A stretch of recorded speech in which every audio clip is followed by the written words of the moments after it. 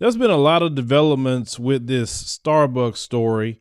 And of course, many of you are boycotting, and we want to thank you for boycotting. I hope you found a Black-owned coffee shop in your city. It's easy to find them. You just check them out on Google. Many people are putting out that every day so you can still get your coffee. Now, as I told people before, I prefer to make mine at home. It saves a lot of money, but to each his own on doing the coffee. Now, the police commissioner, originally in the first video that we posted, he was adamant that his cops did the right thing. He was protecting them. And now he had to come back and eat crow on a lot of things because he was incriminating those brothers. Now, I want you to hear his apology to those brothers. With Starbucks customers, not everyone is aware that people spend long hours in Starbucks and aren't necessarily expected to make a purchase. I've had multiple discussions over the last few days, and it is I shouldn't say a well-known fact, but a widespread belief that everyone knows that about Starbucks. I'm here to tell you that I did not, and it is also reasonable to believe that the officers didn't know it either. As I have spoken to a number of people who are not Starbucks customers, who are not aware, I was under the belief that people went there and they spent hours and hours, but that the expectation was that they bought something first. I was not aware of that, and so that is on me.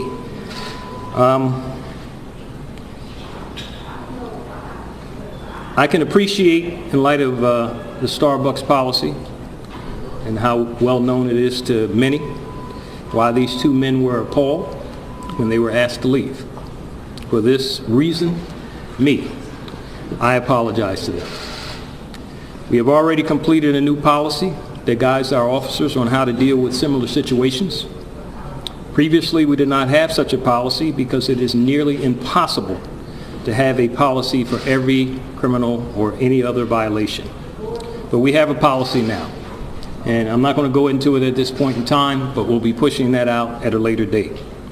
There are also questions regarding the 911 dispatch call and how it was different than the requests for assistance. A disturbance call, and this is 29 years for me, is one of the lowest priority calls that we have. And while I can understand why people hearing or seeing the radio dispatch difference, it is nothing that alarms police officers whatsoever. It's just a way that these calls are put out. Many of you in the press or who have scanners know that we do not operate under a 10 code system, meaning we don't use codes, we just spell out exactly what the job is. And so this would just be one example, and it's just a generic way to say that there's an issue at a particular location. We get started with the commentary. I want to reach out to our supporters and viewers to help us meet our goal on our campaign to raise funds to travel to Mekelle, Ethiopia to cover the Ashenda Festival. Now, we believe and definitely preach that we must tell our own story, and the only way we can do that is with your help. Make sure you go to the pinned comment in the comment section. It'll take you to the campaign, and any amount that you donate would be great. Now, let's talk about the police chief. See, Chief, you should have waited until you saw everything before you automatically went on autopilot to defend these cops, even against your own, because that situation was wrong. But I understand when you are a cop at that level, you are a Mason 9 times out of 10. So you got to protect the brotherhood. I know. But this is why this man had to eat crow. In my opinion, nothing has changed at all about what I think about him and what most of you thought about him. He's just a shoe shining, bug dancing coon. That's all he is. And that's that. Now, let's talk about that manager, Holly Hilton. Now, that manager, when she came to that store, they had a sister by the name of Aisha Cash. She was a supervisor when that female came there, okay? And she started to be oppressive to people, ugly, rude. And the first thing that she had issues with was black employees and black customers. This woman called the police multiple times on customers, and all of them, according to Aisha, were black. All of them. She had an issue with her being a supervisor. constantly complaining on her, and she's not doing anything. One day she brought her in and say she was getting demoted and she was going to go down to a barista instead of having her supervisor position. She asked her why, and she said, well, it's just what I feel like when it comes to you. Now, I have to quote Tariq Nasheed on this one when he said that a lot of times they operate under I'm white and I say so, and that's kind of what she did.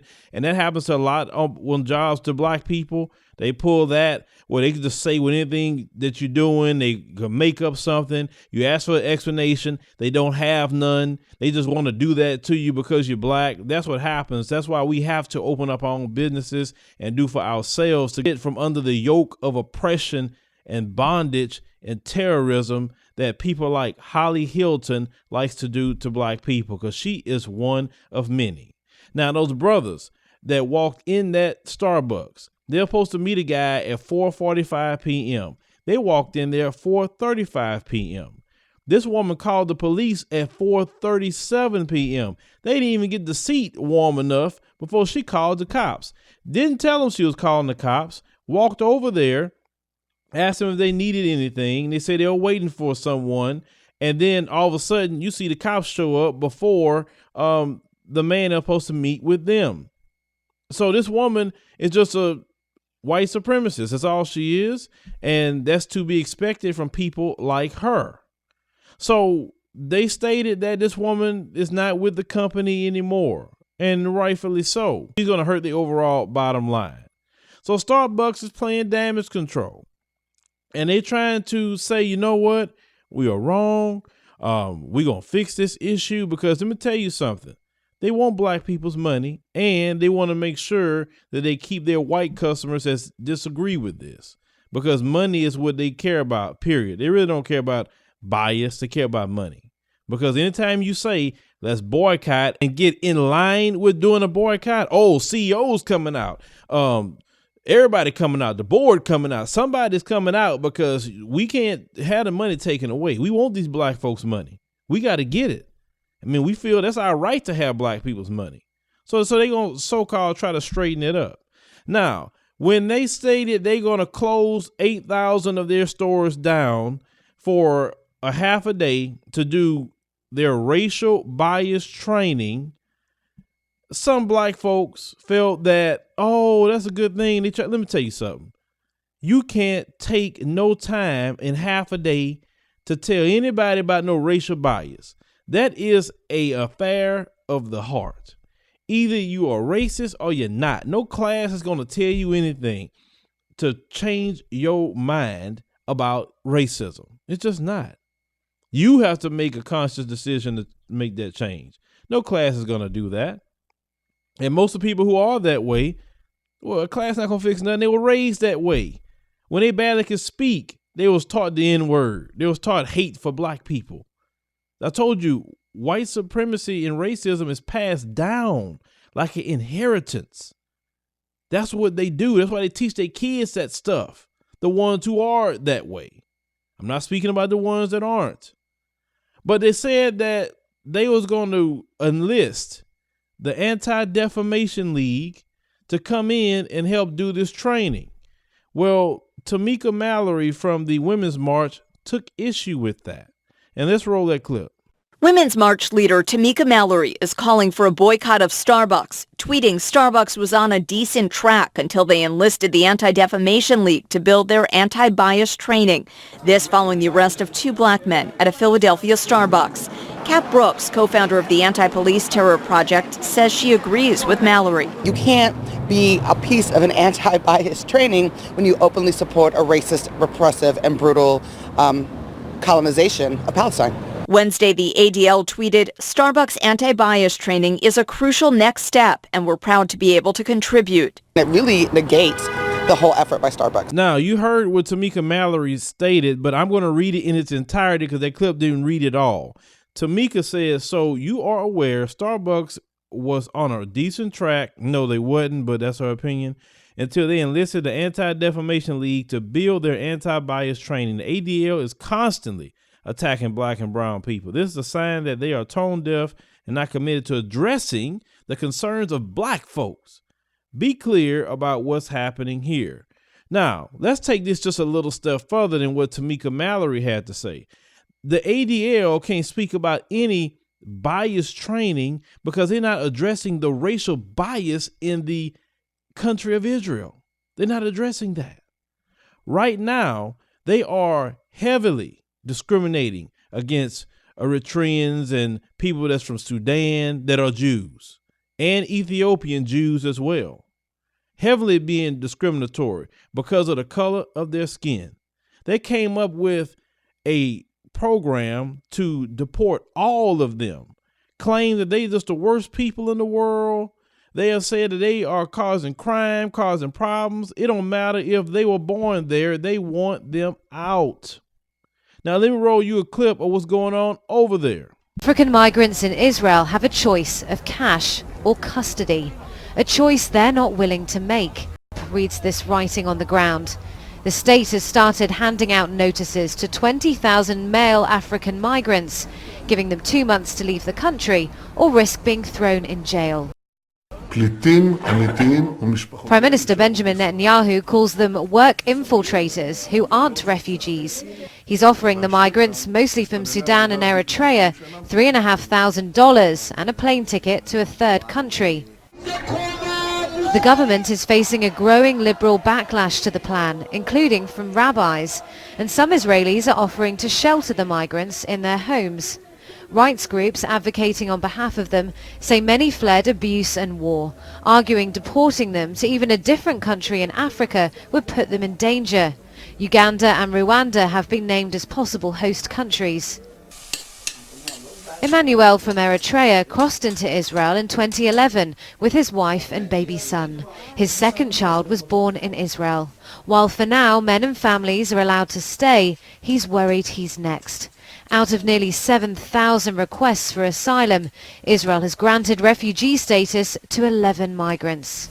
In another kitchen across Tel Aviv, this city's stockbroker is among hundreds of Israelis who've signed up to host migrants. Ben says as a Jew, he has a moral compass and feels he has to help. So from what you saw on that clip, the ADL need to address that. They don't need to be getting involved with Starbucks. My thing is this: if you wanted to have some bias training, why didn't you get people who speak about that all the time? I'm even willing to come in and teach a class about bias training. I'll be the perfect guy because I'm going to be honest with the situation. You'll get a great class out of me if you're interested. Now, if you enlist someone like me and many others who really speak about this all the time, then we'll kind of take you as serious. But when you enlist people like the ADL and even the NAACP, I mean, they are not open enough to really talk about what the issues are for me. They soft shoot way too much for me. A lot of them just straight coon, in my opinion, in the NAACP. Not all, but a lot of them do. They care too much about the Democratic Party and all that other stuff that's not even for us as black people. But the ADL needs to kind of stay away from this situation because the writing's all on the wall when it comes to them. But since Starbucks want to take that route, as I stated before, we continue boycotting. Martin Luther King and with the bus boycott lasted over a year and a law was changed behind it. You understand me? A law. So we need to boycott any organization that's going to disrespect us. Any organization that's going to call the cops. Understand something. Tanya stated this 3 years ago about the cops and people that are racist and why these folks act this way. But let me show you what she said about the cops. And the mentality here in this state from a lot of white people is that the police are there to still keep the black people in line, and they support police brutality. They don't care if unarmed black man gets shot. They don't care. They think that that's what the police are there for. They don't feel like black people are citizens. They don't feel like they have their day. They should have their day in court.